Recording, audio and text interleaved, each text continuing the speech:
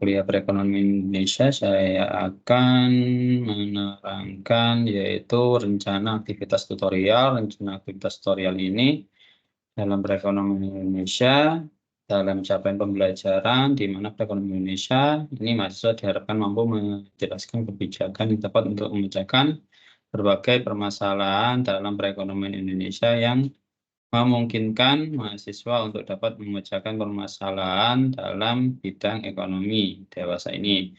Deskripsi pada mata kuliah ekonomi Indonesia, di mana tahap-tahap pembahasan adanya permasalahan-permasalahan perekonomian Indonesia, kebijakan yang diambil oleh pemerintah untuk mengatasi permasalahan-permasalahan tersebut. Dari rencana tutorial ini saya akan menjelaskan dari beberapa sesi nantinya pembahasannya dari pembahasan sistem dan reformasi ekonomi, terus yang selanjutnya yaitu keuangan dan perbankan Indonesia, investasi dan perdagangan informasi internasional, koperasi Indonesia, serta utang luar negeri dan kemiskinan dan pengangguran yang ada di Indonesia.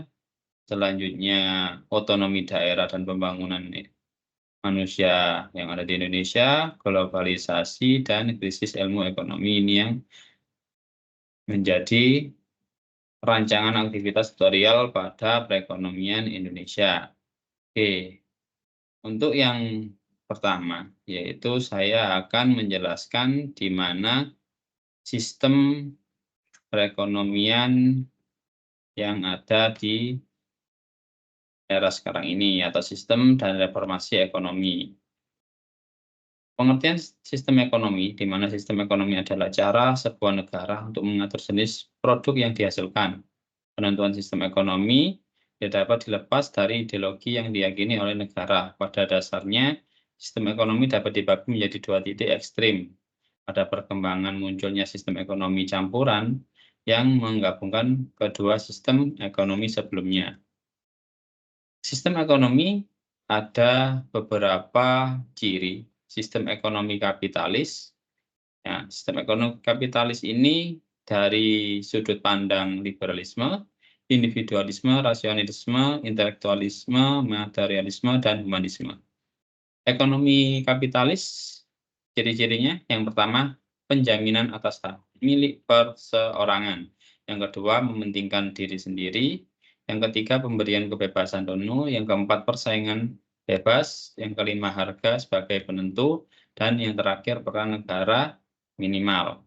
Untuk sistem ekonomi sosialis, di mana sistem ekonomi sosialis dari falsafah kolektivisme dan organisme, ciri-ciri sistem ekonomi sosialis ini, yang pertama, negara sangat berkuasa dalam pemilikan bersama atau semua faktor produksi. Yang kedua, produksi dilakukan dengan kebutuhan. Yang ketiga, perencanaan ekonomi dilakukan oleh negara. Untuk sistem ekonomi campuran, di mana sistem ini menjadikan antara ekonomi sosialis dan kapitalis yang dianggap terlalu ekstrim, sehingga pendapat dari John Maynard Keynes mengajukan sistem ekonomi campuran. Sistem ini merupakan penyatuan kebaikan sistem ekonomi kapitalis dan sistem ekonomi sosialis. Seperti yang dipraktekkan negara-negara Eropa Barat, dalam sistem ini tindakan yang dilakukan negara dapat dikelompokkan menjadi tiga hal. Yang pertama, pengeluaran pemerintah untuk pembelian barang dan jasa. Yang kedua, penarikan pajak. Yang ketiga, subsidi. Nah, ini menjadikan sistem ekonomi campuran yang menjadi kesejahteraan di beberapa negara. Sejarah perkembangan sistem ekonomi Indonesia yang dari beberapa perekonomian, kegiatan Indonesia ketika waktu Indonesia itu merdeka, pada para pemimpin bangsa berusaha merumuskan kembali sistem ekonomi Indonesia yang dianggap ideal dengan kondisi bangsa.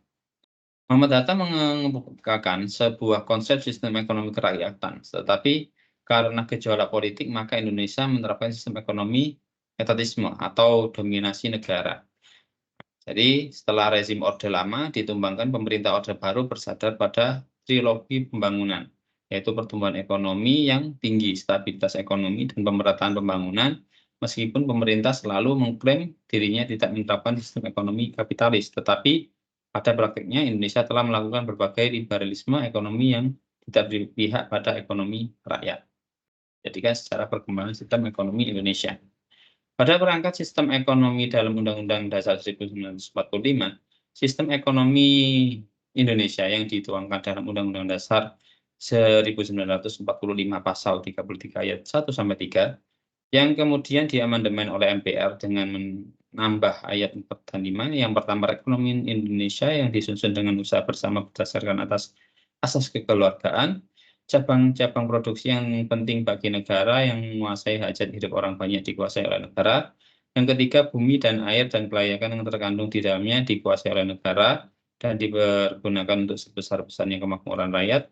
Yang keempat, perekonomian nasional diselenggarakan berdasarkan atas demokrasi ekonomi dengan prinsip kebersamaan serta efisiensi keadilan. Yang keempat itu menjadikan konsep sistem ekonomi berdasarkan pasal tersebut menempatkan negara pada pelindung dan pembangun perekonomian yang dikuasai dan mampu dikendalikan oleh rakyat. Untuk sistem ekonomi Pancasila, di mana sistem ini menjadikan konsep ekonomi Pancasila mulai dikembangkan lebih serius sejak seminar nasional di Universitas Gadjah Mada tahun 80-an, namun perhatian terhadap gagasan sistem ekonomi Pancasila mungkin melemah karena tidak didukung oleh rezim orde baru yang ditopang dengan teknologi ekonomi terdahulu.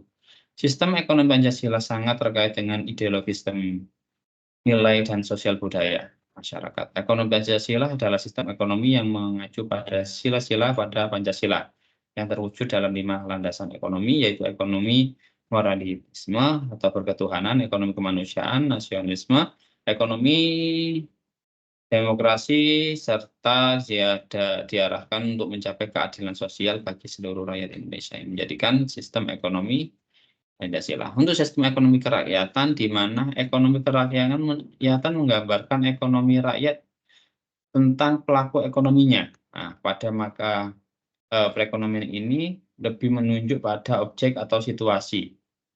Yang lebih luas, ekonomi kerakyatan yang dikatakan sebagai sistem dari sistem ekonomi Pancasila. Ekonomi kerakyatan yang dibedakan dari ekonomi konglomerat dan sifatnya tidak kapitalistik. Ekonomi konglomerat yang kapitalistik ini menomorsatukan pengerjaan keuntungan tanpa batas dengan cara bersaing. Kalau perlu saling mematikan. Nah, itu menjadikan sistem ekonomi yang ada di konglomerat. Nah, kalau perekonomian rakyat, ya semangat yang lebih menonjol adalah bekerja sama karena hanya melalui kerja sama berdasarkan asas kekeluargaan tujuan usaha dapat dicapai.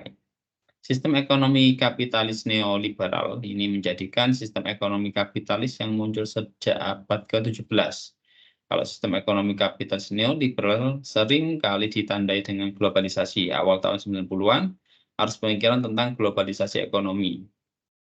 Terus yang di penghujung tahun 90-an, impian globalisasi untuk percepatan pembangunan ekonomi menghapus kemelaratan ternyata tidak mewujud.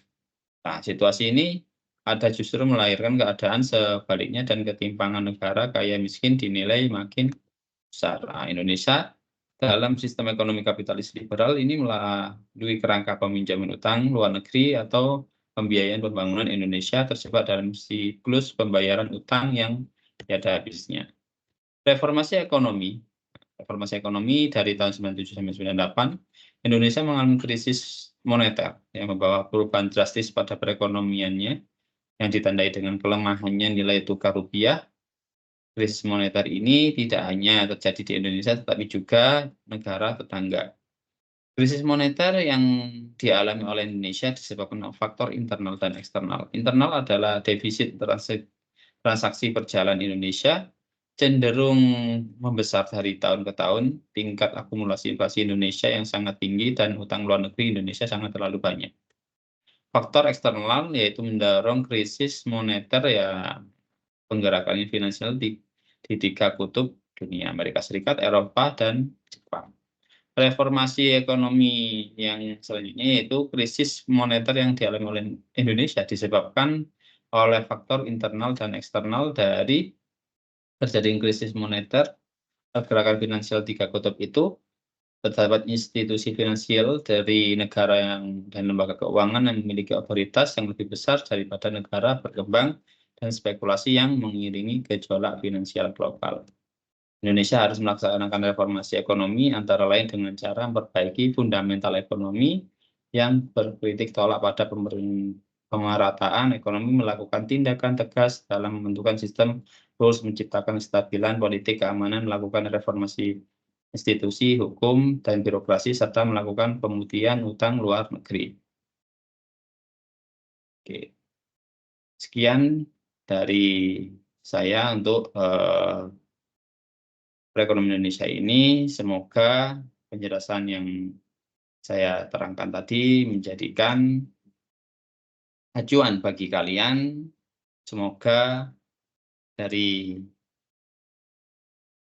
tugas-tugas yang ada di laman tutorial, silakan dikerjakan. Jangan lupa kalian kehadirannya, jangan lupa diklik. Nah, itu menjadikan penilaian bagi kalian untuk mengikuti mata kuliah perekonomian Indonesia ini. Jadi untuk mengerjakannya kita bisa tahu bahwasanya semua yang ada di tutorial ini kalian harus memenuhinya. Oke, untuk pertemuan sesi pertama ini saya akhiri dulu.